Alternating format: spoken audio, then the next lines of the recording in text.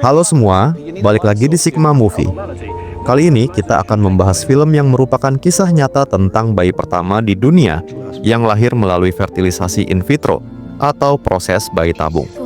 Berdasarkan peristiwa nyata pada tahun 1960-an dan 1970-an, perawat sekaligus embriolog, ilmuwan visioner dan ahli bedah inovatif bekerja untuk mengembangkan bayi tabung pertama di dunia. Bagaimana kisahnya? Langsung saja kita ke pembahasan filmnya. Pada suatu hari di bulan Mei 1968 di kota Cambridge, Inggris, terlihat seorang gadis cantik sedang berjalan sambil membaca artikel. Namanya Jane, seorang perawat lulusan universitas terbaik di Inggris. Hari itu, Jane hendak menemui seorang ahli biologi bernama Bob untuk wawancara kerja. Sesampainya di sana, Jane bertemu dengan asisten Bob, Arun, yang kemudian meminta Jane untuk menunggu sejenak. Di dalam laboratorium, Bob bersama timnya tampak sibuk mencari tikus eksperimen yang lepas. Di tengah kekacauan itu, Jane tiba-tiba muncul sambil membawa tikus yang hilang tersebut. Terpukau oleh keberanian wanita itu dalam menangkap tikus, Bob segera menawarkan pekerjaan kepada Jane. Kegembiraan pun terlihat jelas di wajah Jane. Keesokan harinya, Bob mengajak Jane untuk menemui seorang dokter kandungan bernama Patrick. Sepanjang perjalanan, Bob menceritakan rencananya melakukan penelitian tentang bayi tabung. Menurutnya, jika penelitiannya berhasil, di masa depan para wanita yang divonis mandul akan memiliki harapan baru. Namun, mendengar ide tersebut, Jane merasa ragu karena meskipun niat Bob mulia, ia yakin banyak orang akan menentangnya dengan alasan bertentangan dengan takdir Tuhan. Walaupun awalnya merasa ragu, di dalam hatinya yang terdalam, Jane juga ingin mendukung. Ketika bertemu dengan Dr. Patrick, Bob pun menjelaskan tujuan penelitiannya. Pada awalnya, Dr. Patrick tampak tidak tertarik dan berpikir bahwa ide itu pasti akan gagal. Namun, Bob terus meyakinkan dengan menyebutkan bahwa ia telah banyak melakukan penelitian pada tikus dengan hasil yang sukses. Sehingga, jika diterapkan pada manusia, kemungkinan besar juga akan berhasil. Merasa penasaran, Patrick mengajaknya berbincang santai di sebuah kafe. Setelah perbincangan panjang lebar, mereka akhirnya mencapai kesepakatan bahwa penelitian tersebut akan dilaksanakan di rumah sakit di kota Oldham, tempat Patrick bekerja. Keesokan harinya, Jane dan Bob menuju rumah sakit Oldham. Sesampainya di sana, mereka merasa heran karena bangunan yang ada hanyalah sebuah gedung kecil di belakang rumah sakit utama. Di dalam, mereka bertemu dengan kepala perawat bernama Muriel, yang kemudian menunjukkan ruangan yang akan mereka gunakan untuk penelitian. Saat memasuki ruangan itu, keduanya terdiam karena ternyata ruangan tersebut hanyalah sebuah gudang. 1 tahun kemudian, tepatnya pada Januari 1969, ruangan penelitian yang dulunya berupa gudang kotor kini telah dibersihkan. Pada hari itu, Dr. Patrick tampak sibuk mewawancarai beberapa pasangan yang akan menjadi relawan uji coba bayi tabung. Beberapa minggu kemudian, Patrick mulai mengambil sampel sel telur dari salah satu relawan, dan setelah pengambilan, Jane mengantarkannya ke Bob. Jane merasa sangat senang. Meskipun yang ia bawa adalah sel telur milik wanita lain, ia tetap bisa membayangkan betapa bahagianya jika penelitian ini berhasil, dan wanita yang sebelumnya divonis mandul benar-benar bisa hamil. Pasti akan menjadi momen yang luar biasa. Suatu hari, saat sedang mengobrol di rumah, ibu Jane tiba-tiba memintanya untuk berhenti bekerja. Sang ibu menunjukkan sebuah berita di koran yang mengungkap bahwa Dr. Patrick pernah beberapa kali melakukan aborsi pada pasiennya. Jane pun mencoba menjelaskan bahwa pekerjaannya kali ini bukan tentang aborsi, melainkan justru untuk membantu wanita agar bisa hamil. Sayangnya, sang ibu tetap bersikeras. Ia bahkan mengatakan bahwa jika Jane tetap bekerja di sana, maka ia tidak perlu kembali ke rumah lagi. Ucapan itu membuat Jane dilema. Namun, setelah berpikir panjang, dengan berat hati, Jane memutuskan untuk tetap melanjutkan penelitiannya. Sejak meninggalkan rumah ibunya, Jane terus kepikiran hingga semangat kerjanya menurun. Siang itu, saat para relawan wanita berkumpul di rumah sakit, Jane memberitahu mereka bahwa mulai sekarang mereka akan rutin disuntik setiap hari agar sel telur yang diproduksi dapat berkembang dengan sempurna. Setelah selesai menjelaskan, Jen mulai memanggil satu persatu relawan untuk disuntik. Setelah tugasnya selesai, Muriel menghampirinya dan bertanya, kenapa akhir-akhir ini ia tampak murung. Jen pun menceritakan masalahnya. Selain dilarang oleh ibunya, ia juga merasa kecewa. Selama ini, ia mengira Dr. Patrick adalah pahlawan yang menolong wanita, tetapi ternyata di masa lalu, Dr. Patrick pernah melakukan aborsi pada pasiennya. Muriel pun marah dan menegur Jen agar tidak asal bicara. Ia menjelaskan bahwa kehamilan tidak selalu berjalan lancar. Ada beberapa kasus yang justru membahayakan nyawa pasien, sehingga aborsi terpaksa dilakukan. Saat dokter lain enggan menangani tugas sulit itu, Patrick adalah satu-satunya dokter yang berani mengambil risiko itu. Ia rela melakukan apapun demi menyelamatkan nyawa pasiennya, meskipun tahu bahwa keputusannya akan menuai hujatan dari masyarakat. Namun, yang ia lakukan bukan hanya sebagai seorang dokter, melainkan sebagai seorang manusia. Mendengar penjelasan Muriel, Jen merasa bersalah atas prasangkanya. 1 tahun kemudian, penelitian mereka terus berlanjut. Hingga pada suatu hari, Bob dengan penuh semangat menunjukkan sesuatu kepada Jen. Salah satu sel telur akhirnya berhasil dibuahi. Bob sangat gembira dan berkata bahwa dengan pencapaian ini, mereka bisa mulai mendaftarkan penelitian mereka ke Asosiasi Dokter di Inggris. Jika diterima, mereka berkesempatan mendapatkan dana bantuan dari pemerintah untuk mendukung penelitian lebih lanjut. 6 bulan kemudian, Bob, Jen, dan Patrick pergi ke kantor Asosiasi Dokter dengan harapan mendapatkan dana bantuan. Namun, para petinggi menolak mentah-mentah penelitian mereka. Mereka menganggap penelitian ini tidak bermoral dan menentang takdir Tuhan. Keputusan itu menjadi pukulan berat bagi tim, tetapi Bob tidak menyerah. Tanpa pilihan lain, ia memutuskan untuk tetap melanjutkan penelitian dengan dana pribadinya. Malam berikutnya di laboratorium, Dr. Patrick memperhatikan Jen yang tampak tidak sehat. Selama 2 tahun bekerja bersama, ia sering melihat Jen menahan sakit di perutnya. Setelah terus didesak, Jen akhirnya mengakui bahwa ada kista cukup besar di rahimnya, yang kemungkinan besar membuatnya tidak bisa memiliki anak seumur hidup. Patrick terkejut mendengar hal itu. Ia segera menyarankan Jen untuk menjalani operasi secepatnya. Namun, Jen terus menolak, dan meskipun khawatir, Patrick akhirnya memilih untuk tidak memaksanya lagi. 2 hari kemudian, Jen dan Arun menghadiri sebuah pesta.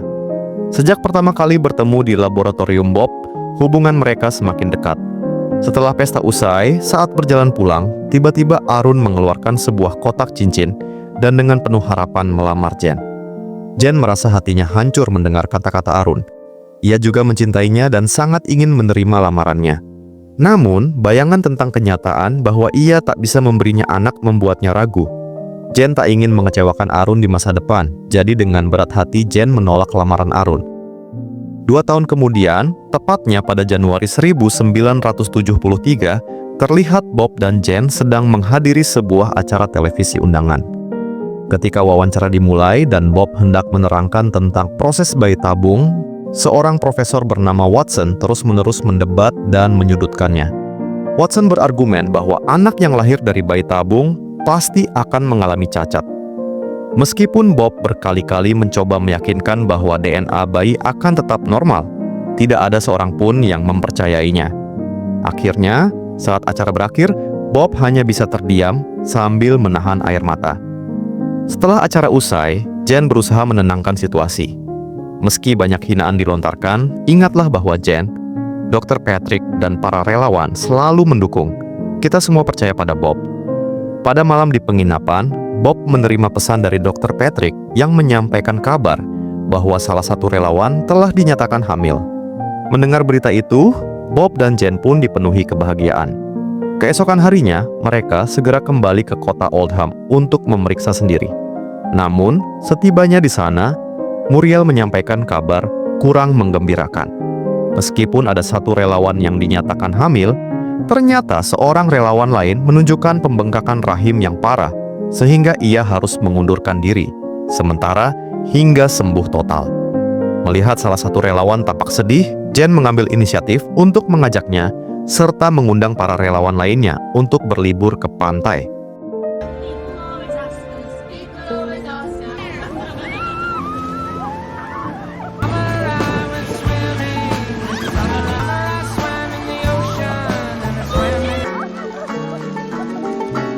4 bulan kemudian, Jen menyampaikan kepada Patrick bahwa ia memiliki 2 berita, yang menggembirakan dan yang kurang menyenangkan. Kabar baiknya, salah satu relawan kembali menunjukkan hasil positif kehamilan. Namun, kabar buruknya datang dari relawan pertama yang hamil.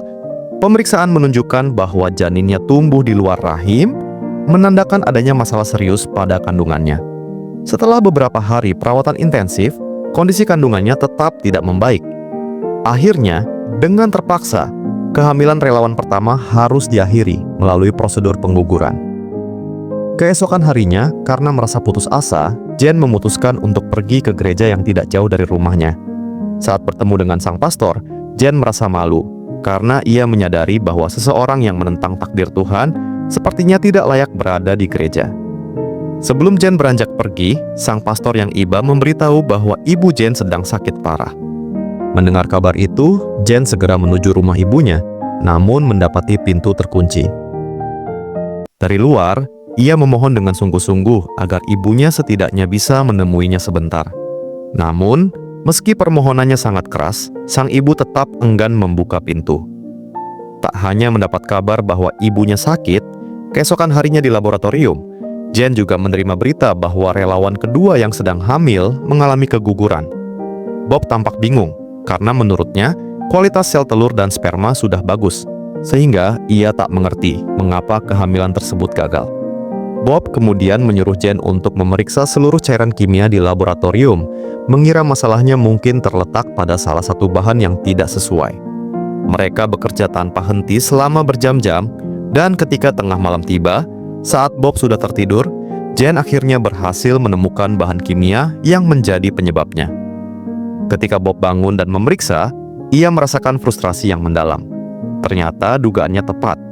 Dengan penuh amarah, Bob memutuskan untuk membuang semua cairan kimia yang telah mereka gunakan, meskipun itu berarti harus memulai semuanya dari awal.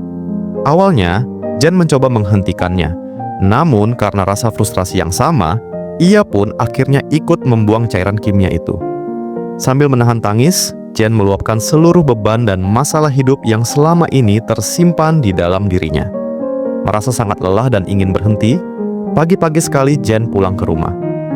Dari luar, ia berteriak bahwa ia telah mengundurkan diri dari pekerjaannya dan mengancam akan mendobrak pintu jika ibunya tetap tidak membukanya. Mendengar bahwa putrinya telah meninggalkan pekerjaan yang dianggapnya haram, sang ibu segera membuka pintu. Setahun kemudian, pada suatu siang, tampak Jen sedang berjalan santai di taman bersama ibunya. Meskipun selama setahun terakhir ibunya rutin menjalani perawatan di rumah sakit, kondisinya masih belum membaik. Dari kejauhan, Arun yang kebetulan sedang berjalan mendekati dan menyapa Jen, ditemani oleh bayinya yang masih kecil. Saat mengetahui bahwa Arun kini sudah menikah dan memiliki bayi yang lucu, Jen berpura-pura ikut senang. Untuk mengalihkan perasaannya, Jen bertanya tentang perkembangan penelitian bayi tabung. Arun lalu menjelaskan bahwa penelitian tersebut dihentikan 3 bulan setelah Jen keluar, membuat Jen terkejut.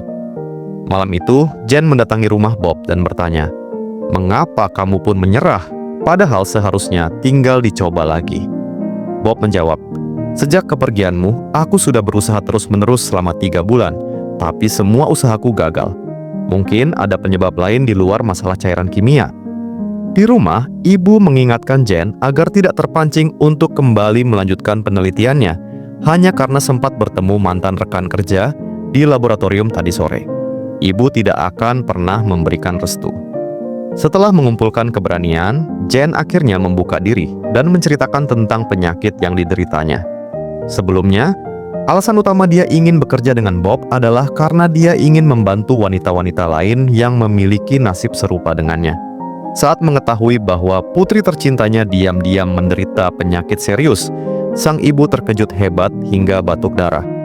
Jen kemudian segera mengantarkan ibunya untuk beristirahat. Di kamar sebelum tidur, sambil menggenggam tangan putrinya, sang ibu berkata, "Apapun yang akan kau lakukan, aku akan selalu menyayangimu." Namun, keesokan paginya, ketika Jen hendak membangunkan ibunya, ia mendapati bahwa sang ibu telah meninggal dunia. Di siang hari saat upacara pemakaman di gereja, Patrick datang bersama Muriel. Setelah acara selesai dan mereka bertiga sedang mengobrol, Jen tiba-tiba membahas tentang penelitian bayi tabung. Berdasarkan hasil analisanya, Jen menyadari bahwa selama ini penelitian mereka telah gagal. Hal ini disebabkan oleh obat yang disuntikan ke relawan yang ternyata memicu haid palsu dan membuat sel telur menjadi tidak optimal. Menurutnya, yang dibutuhkan adalah haid yang asli serta sel telur yang alami. Mendengar penjelasan itu, Patrick yang tadinya sudah menyerah kembali menemukan semangat. Bersama Muriel dan Jen, mereka bertiga menuju laboratorium milik Bob. Setelah mendengarkan penjelasan panjang lebar, Bob pun ikut termotivasi dan berkata, "Ayo, kita mulai penelitian kita sekali lagi." Setahun kemudian, Jen bersama Muriel mulai merekrut sejumlah wanita baru untuk menjadi relawan uji coba. Kali ini, berbeda dari masa lalu, Jen tampak lebih ceria. Selain menjelaskan prosedur yang akan dijalani sebagai sesama wanita, ia juga mengajak mereka berbicara secara mendalam dari hati ke hati. Dengan penuh semangat, ia meyakinkan, "Yakinlah, suatu hari nanti kita semua pasti akan bisa memiliki anak." 2 tahun berlalu, pada bulan Agustus 1977, suatu siang di ruang praktik Dr. Patrick, tampak sepasang suami istri baru yang ingin mendaftar sebagai relawan. Suaminya bernama Brown, sedangkan istrinya, Leslie, memiliki masalah pada organ reproduksinya dan telah divonis mandul. Dengan antusias, Patrick menerima mereka. 3 bulan kemudian, setelah menjalani berbagai tes kesehatan, akhirnya sel telur Leslie diambil. 4 hari berlalu. Setelah sel telur berhasil dibuahi, sel tersebut dimasukkan kembali ke rahim Leslie. Pada minggu berikutnya, tiba-tiba pikiran Jen berubah dan ia memutuskan untuk diperiksa. Namun, setelah pemeriksaan, Patrick tampak lemas dan dengan berat hati menyampaikan bahwa kista di rahim Jen telah tumbuh sangat besar, sehingga tidak memungkinkan untuk dioperasi. Artinya, Jen tidak akan pernah bisa memiliki anak. Melihat ekspresi syok di wajah Jen, Patrick mencoba menghiburnya dengan mengajaknya minum bersama. Dalam obrolan santai itu, sambil menahan air mata, Jen mengungkapkan bahwa Leslie telah berhasil hamil. Itulah alasan mengapa akhirnya dia memberanikan diri untuk diperiksa. Ia merasa iri karena meskipun organ reproduksi Leslie parah tapi ia masih bisa hamil, berarti seharusnya dia juga bisa. Namun, kenyataan itu membuat harapannya hancur. Alasan dia dulu enggan diperiksa adalah karena tidak ingin menghadapi kekecewaan. Namun, meskipun kenyataannya sangat pahit, Jen tetap berharap penelitian ini berhasil. Ia ingin sekali mewujudkan impian semua wanita di dunia yang mengalami nasib serupa, meskipun harapannya sendiri telah hancur. 8 bulan kemudian, suasana di rumah sakit dipenuhi harapan. Dr. Patrick menemui Leslie dan Brown dan dengan gembira mengabarkan bahwa ruang operasi sesar telah siap. Malam itu, bayi tabung pertama di dunia akan lahir. Tepat pukul 11 malam, Bob dan Jen yang baru tiba langsung bergegas masuk, menerobos kerumunan wartawan. Setelah semua persiapan rampung, operasi sesar pun dimulai.